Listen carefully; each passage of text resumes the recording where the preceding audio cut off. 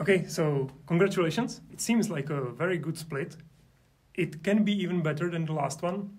So how do you feel?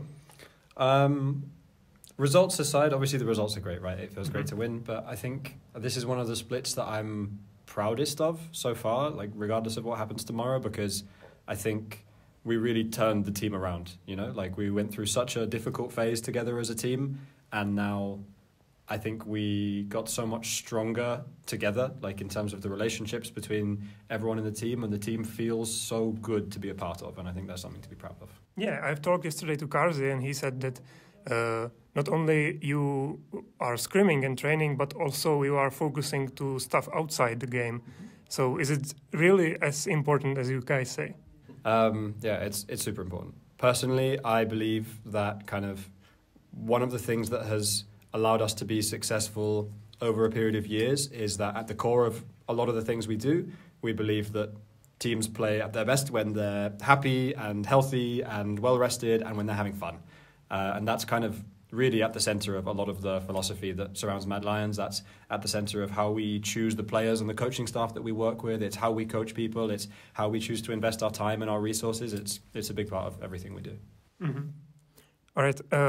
Karzi said yesterday also that it was very draining, the 5 games and the pauses, long pauses.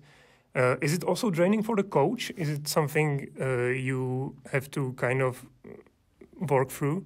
For us, it just means that like the night goes later, which is annoying, right? Like I'm like 1 a.m. last night. Aside from that, it was honestly, from a coaching perspective, it means we can slow things down and have really long talks about, like, we just use the time productively, you know? We make sure that we are planning the next drafts or the next level ones or whatever it is. So we're being efficient with the time. So for us, it's okay. Mm-hmm. And did the guys had a good rest tonight, do you think? Good rest? Yeah. Yeah, I think we'll be okay. I think we'll be okay. Tomorrow's an earlier start because it's a final. So we'll have to be here a bit earlier for the opening ceremony and stuff, which is a little bit of a disadvantage on the final day, right? So you definitely feel it after playing 2 BO5s in a row back to back. But today was quite early, you know, we finished by 9:30, so I think we should be okay. Okay, now only BDS remains. You both got a pretty good streak so far. Do you think you can beat them? Absolutely.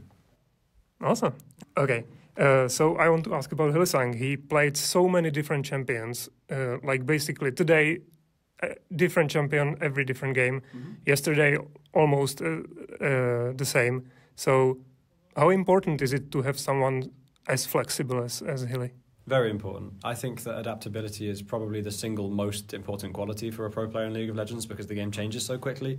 And I think when you look at a player like Hilysang, you know, like, it reminds me of a saying, which is that form is temporary, but class is permanent.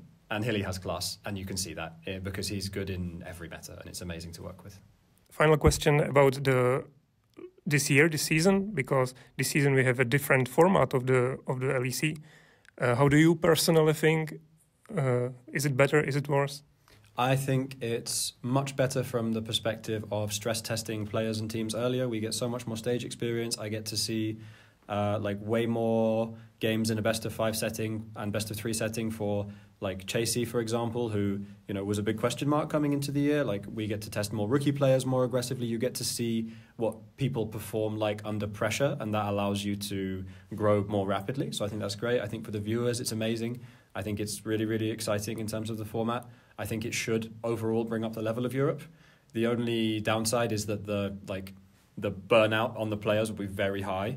Like, if you are consistently a top team, especially if you're doing like tiebreaker into lower bracket run and playing the maximum number of games possible, like Mad Lions has 2 splits in a row now, then it's an incredible number of games, but, you know, that's a double-edged sword. Okay, awesome. Thank you so much, and good luck tomorrow. Thank you so much.